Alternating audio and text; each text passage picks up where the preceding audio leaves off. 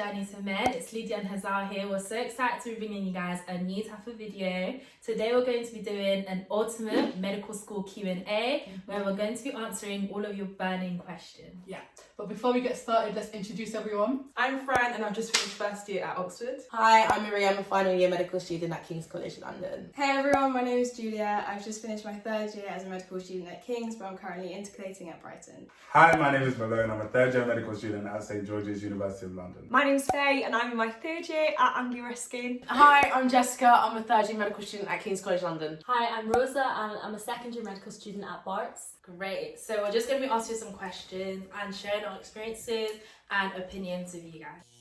Question number 1. When did you know you wanted to study medicine? Start with Fran. Come back to me. For me, I had like an unconventional route to medicine in the sense that I didn't know medicine was for me until like the end of year 12, holidays of year 12. Ooh. I wanted to do chemistry beforehand. Then I went to a summer school, did chemistry, was in labs for like half the course, and I was just like, this is not me. And when I mean labs, I mean like mixing chemicals as opposed to like medicine labs. Yeah. And then I just kind of did research medicine, liked it, and that was when. I don't even know when, like even as a third year medical student, sometimes I think, oh my God, like I don't know when I wanted to do medicine. And I know it's like so backwards to most people. I think for me is I was always good academically, but I didn't really have a sense of direction within myself. But I knew where I wanted to get to, but I didn't know how to get there. And I think medicine kind of was the best fitting one at the time. And being like academically gifted, I just kind of was like, I'll put all my eggs in one basket, apply for medicine. We'll see where that takes us. We're still on that journey. By the time this video comes out, we might be at the destination. We might. Damn right. I was pretty late to the game as well. I think I was in like, I feel like a lot of medical students are like, oh, someone in my family got ill, and I had like this big epiphany. At the age of 5. It's like, yeah. I came out the womb and I was like, Stethoscope, you are mine. And mine was, I was just in year 11 and I was like, do you know what? Yeah, I actually do really like science, and I don't see myself, like I don't see myself doing science to the degree where it's like lab life. Like I want to be around people, I want to be like, and it wasn't like an epiphany, it was just a very like, not very exciting. Yeah, I'm the exact same. I couldn't get work experience until after I'd written my personal statement and like applied. Oh my God. Yeah, our school just was awful organising it. So I was really unsure even like whilst applying if I wanted to do it or not. I used to want to be a doctor when I was like 5, but that was like That's different. a couple of Everyone months wants to be a doctor. Yeah. I think for me, around GCSE time, so I got my grades and I was like, okay, you know, I think I'm going to definitely go into something sciencey. And there were like some personal reasons as well. So my mum's a nurse, and like she used to come back and tell me all of these like patient cases, confidential of course. But I used to get like excited to hear them and be like, oh yeah, but what did you do next? Or like, ooh, there was urine, like what colour was it? And then also like a personal reason, and obviously I dropped this in a couple interviews. I was born from IVF, so like I like the fact that if it wasn't for medicine, professionals, technology, and just all the aspects that come together in the multifaceted nature of medicine, I wouldn't actually exist. So I wanted to do that for other people every time I went into work. There's so many different specialties, and you can be GP, you can work in an infertility clinic if you want, or you can be more of a background person, do all the research. Like I love it, that it's so diverse. For me, it was almost the same. So I always said I wanted to be a doctor, but when I was like, yeah, I want to like study medicine, was like year 12, and I did work experience, went to conferences, and was like, okay, I think I can actually do this. Because I feel like all kids say they want to be a teacher or a doctor, but knowing you want to study is something different. I would say year 12 after attending a few conferences that I liked. It was one conference where I met Jess. I met them before they were Journey2Med. Literally, and it was just the whole event, and I genuinely think Jess contributed to it. Just the vibe she was giving off. I'm like, oh, medical students, you know, actually like they're enjoying what they're doing. You can like scroll way back in my personal DMs and like I was like one of those people that was like, oh yeah, by the way, I'm Jess Olo, so if you want any advice for getting into med, like just follow me and like drop me a DM. And they actually did, and then And now look at us. Now keep it nice and honest. How much sleep do you get on an average week at medical school? Plenty of sleep. 8 hours a day. Yeah, 8 hours. I think it's something that I prioritize. It's literally like you can't work hard if you're not resting hard too. So it's like I make sure that 8 hours, obviously dependent on like if I have to wake up early, but where possible, I'll try to make sure I get 8 hours. Mine's 3 hours all the way up to like probably 7 hours. Reason being is because I used to do netball, so training used to be at like 6:30 in the morning. And if you've got like an essay deadline approaching, you stay up till like 2 a.m. So that's like 4 hours. You that was 3 hours of sleep. I couldn't. And I'm not a caffeine person, but so I didn't know like what was the normal dosage. Yeah. So I just took loads of coffee granules and I put it like in hot water and I just chugged it. Tell me why the whole day I was just peeing.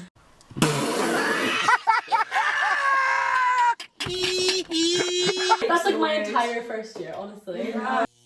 How many hours of work do you do on an average day in exam season and not in exam season? So let's be honest now. During an average day, the most work I do is just to get the lectures of that day done. It's not a thing where I want to complete the lectures and then do revision and then do... No, I just want to finish the work for that day. I'm taking every day at a time because I'm not trying to burn out. Yeah. So I would say 3 hours. Yeah. 3 hours on an average day, up to 6-7 hours on Exam in exam I would season. completely, like, spot on, I'd completely agree with that one. Yeah. I've got a slightly different approach, which is like lectures, like term time, I'll just go to the lectures, I won't do any work at home. But then exam season, I go all out because I'm a crammer, so I'm in the library from like 9 a.m. to 1 a.m. But like realistically, how many hours do I actually spend revising? I don't That's know. 16 That's hours. 16 I live in the library. Yeah. Go for like Go walks, go for breaks, meal deals, obviously. I mean, coffee, between 1 like- a.m. and 9 a.m. or do you just No, stay from in the 9 library? No, I round have to sleep in the library. Sleep in the library. Damn! Okay, you know, I actually believe you because that's like what some people do. Shower in the sink. Stop it. Can you balance a job or a relationship at medical school? Yes. Tell them, Faye. Yeah, I would say whenever anyone asks about like part-time jobs and stuff, I always say maybe try, like, if you can afford to, or like if that's not a pressure, then maybe try do like the first few weeks and just get into the swing of things, and then if you want to have a part-time job, then go and find yourself a part-time job, just so you know like what you can. And then like me and my boyfriend, we've been together for the whole time I've been in medical school. And it's hard, it is tricky. But like if it's gonna work, it'll work. If it's not gonna work, it's not. Like with any relationship, do you know what I mean? So yeah, We are so versatile. We got medicine advice and relationship. I mean, relationship, don't have me about that one. But job wise, yeah, 100%. I think especially you actually do have time, it's just how you manage it. And also London's expensive. All of us are London students, so you kind of need money if you want to do a little bit of enjoyment. And if you're lucky to have a boyfriend, you can have that as well. You actually can make it work. It's like just down to you, but there is definitely enough time. I'd say like with the relationship thing, I know everyone says like don't go out with medical students, but I also think it's good to have somebody that understands the workload that you have. Like if they get it, and if they've got like, when I like was with my girlfriend, like she had a similar thing, and it was kind of good because we'd be like both cramming at the same time and both like have free time at the same time. I think it's definitely doable. Like I have quite a few jobs and they're all flexible. Yeah, you can definitely manage the time, and having a partner, like having a boyfriend, girlfriend, just make sure that you both have time for each other. Like my boyfriend's not in medicine, so that is really helpful because he has time, and he's not a student either, like he's done with uni, so I always like keep my weekends free to like spend time with him. Events like birthdays and stuff, like I just make sure I block out that time to spend with friends, boyfriends and all that. Guys, I know medical students are really good at balancing stuff, but don't spread yourself out too thin. It's honestly not healthy. So like, I'm guilty not of even gonna lie to you, like this beginning of this academic year, I've done it accidentally. Like I've committed myself to things that if I knew how it was gonna start talking about that. What is your favourite thing about medical school or being a medical student in general? Right.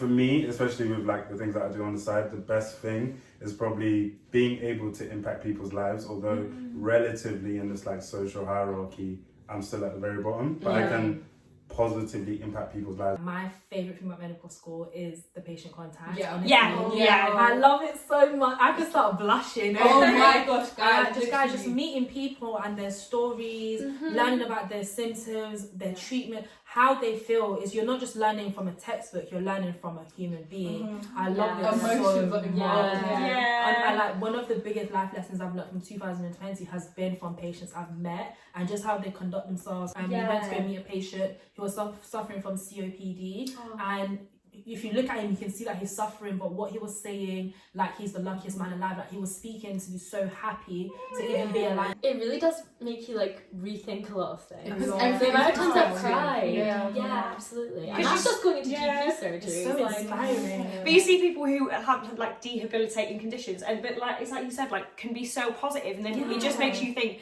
God, like my little thing, you're like something little that happened to you, like if it's raining outside, like that doesn't matter. absolutely. It just shows you how like life is genuinely what you make it. That is Yeah. so cringe, but It's true. and how you view life is genuinely how you view it. Yeah. Like, you can have all 4 limbs gone, but still be the happiest person in the world. Like it just puts everything into perspective, and that's why it's so nice to learn off of patients, and especially when it's a patient, it just sticks. Like you're always gonna remember that patient. Absolutely. Like I do think it makes you a better doctor as well.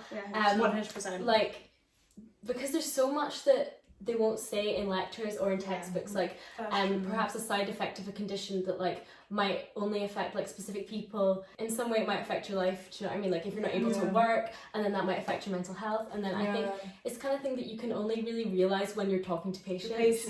You don't realise, like, even as medical students, patients trust you. Like, they will tell you your whole life story. Like, they're vulnerable with you. Like, you're seeing them in states that some of their close friends and family haven't seen them in. You just feel privileged that you're able to kind of like help them get through whatever they're going through while they're in hospital or GP. It is nice, like, being able to actually impact people's lives. Have you ever considered dropping out of medical school? No. Damn, below what happened? I think for me, I got to medical school, and honestly, like, I think it's because I came from the Midlands, and the Midlands has this stigma, and not a stigma, but like what you think about when you think about Midlands unis. And I came to London, and it was like everything my friends were doing, everything they were going through, I was doing the complete opposite. And then at the same time, put that with imposter syndrome, getting to medical school, finding myself listening to Oasis instead of Rick Ross, finding myself just almost forcing myself into this medical student mold when it wasn't me at all. And I was like, this is not really for me.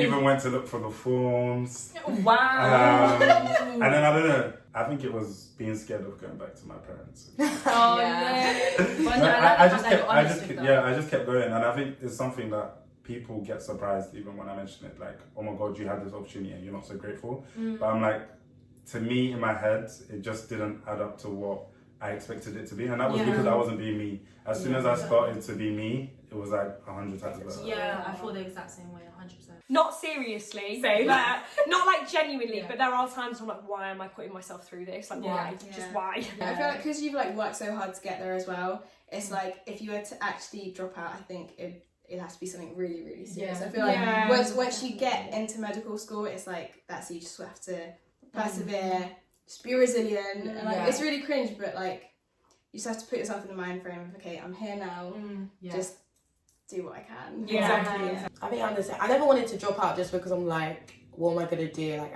I just didn't want to kind of be left in limbo. But I definitely felt times where I would say I actually hated medical school. I'd say first year, second year, hated it. Third year, didn't enjoy it. It was only from fourth year, but it was more just because like the first 2 years, just lectures all the time. It wasn't for me. I was the only person like from my school, like on your own, making new friends, living at home as well, so I wasn't around everyone like that, so it was hard because it's just kind of like I was just on my own quite a lot. And then I'd say like I took like after second year, I was like, okay, like what makes you happy, like what do you actually want to do?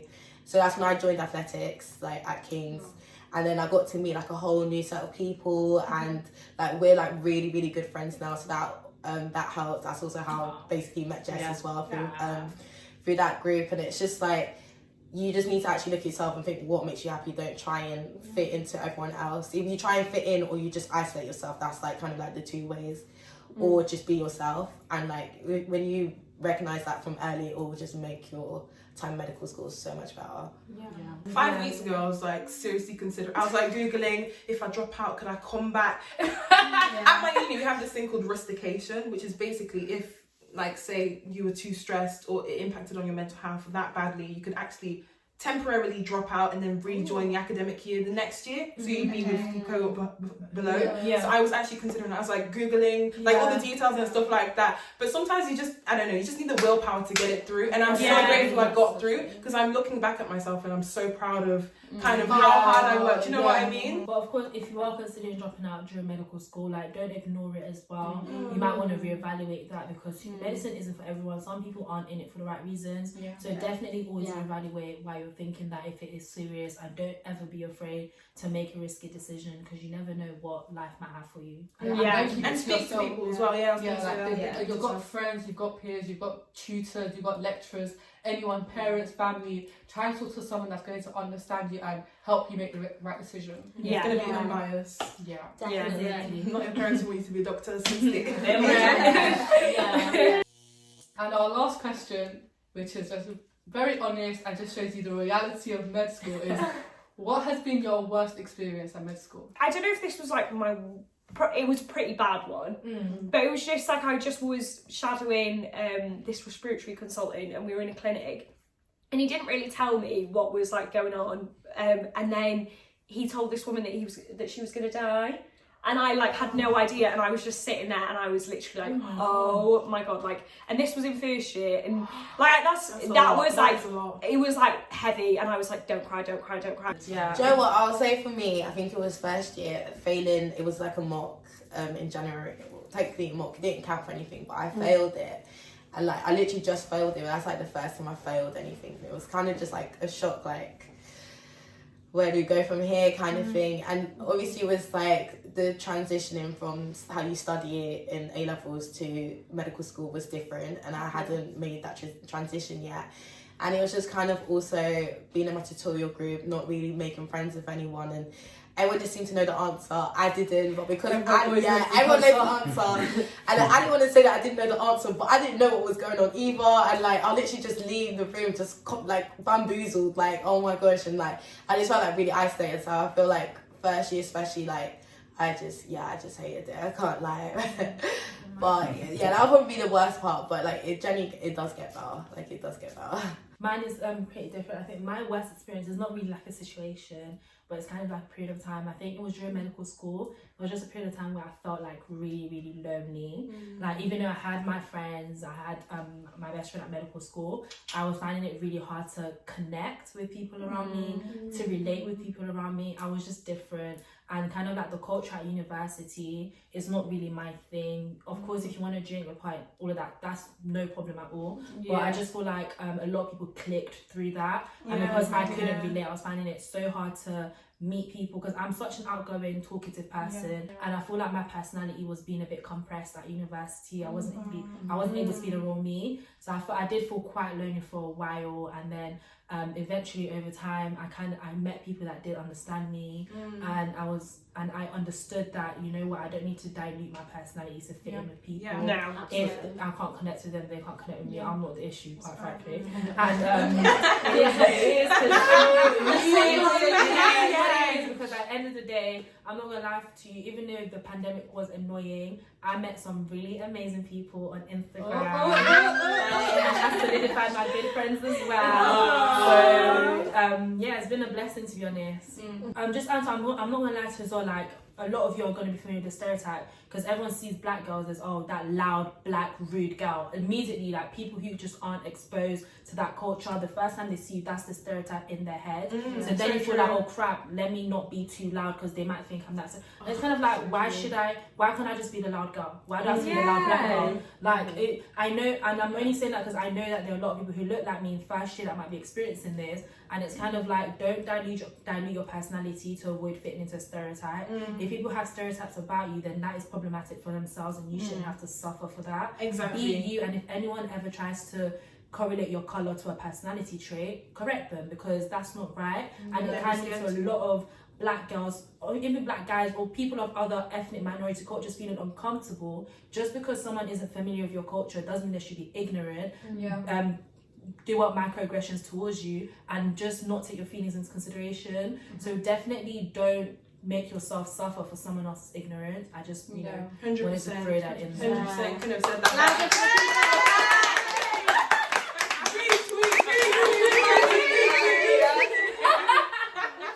For me, my worst experience from like medicine, including the application process, was my interview. Because it was just one traumatic interviewer, basically. So he hands me like a graph, and I have to sit and like analyze it and talk through it. And I'm not gonna lie, I've got no idea what this graph is showing. The labels are like covered, and so I'm winging it basically. So I'm like talking. It's waffle, I'm not gonna lie. He stops me after about 2 minutes. He's like, I'm gonna ask you a question. Have you ever heard of the word? No. And I like freeze, like I don't know if I should laugh, if I should cry, like I don't know. I don't know if it's a joke.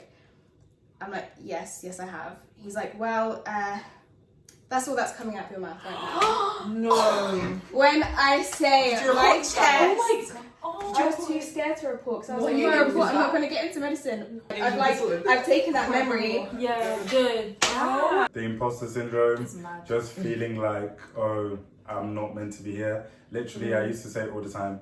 Even in this video, not to like at you guys, but I'm the only guy, and this is literally how it is in a lot of spaces. It's like this is how it is. But this is representative though, like genuinely. Yeah, like it's like this in a lot of spaces. So one, I was outnumbered on a gender base, and then two, on an ethnicity base.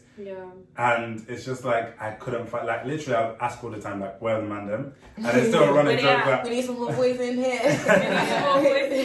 and it just didn't feel like I was being me, or it's like I don't have enough friends to go and play five-a-side football. That's how deep it is. So Like, I struggled with my mental health a little bit when I was like a bit younger. And then it was completely fine for like years. And then I went to medical school and it just kind of like came back. And before I knew it, I was like, wait, like this is really bad again. And I didn't really know what to do about it. I honestly think that like being able to go home was good, because it just kind of gave me a reset, and I was able to like I'm fine now. Everyone's fine. But yeah, I think it's one of those things that if you don't keep an eye on it because you're so busy all the time, it will just come out of nowhere. And you don't admit to yourself that like I really hope you enjoyed this video, and if you did as well, make sure to like, comment and subscribe, and go check out everyone else's channel and pages. Thank you so much for joining us, and we'll see you guys in a new video next week. Bye. Bye. Bye. Bye.